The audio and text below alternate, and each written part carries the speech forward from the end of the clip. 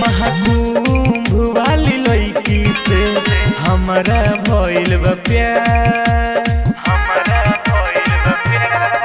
महाकुंभ वाली लड़की से हमारा भइल बा प्यार। दुल्हन बन खाती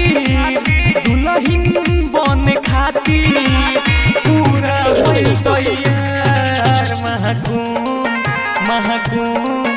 महाकुंभ वाली लड़की से हमारा भइल बा प्यार। महाकुंभ वाली लड़की से हमारा भइल बा प्यार।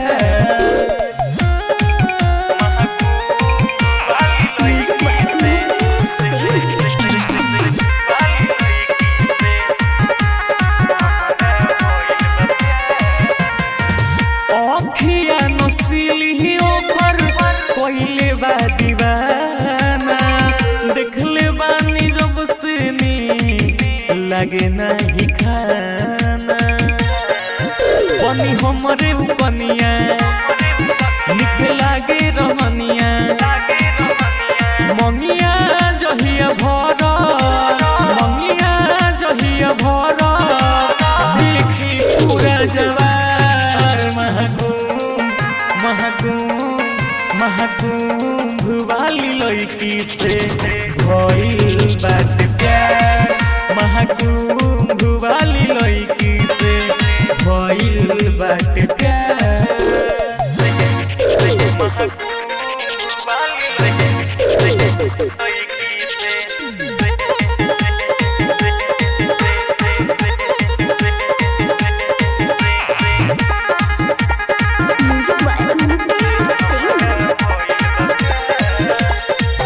देखले बानी जब से हो बानी पागलाई।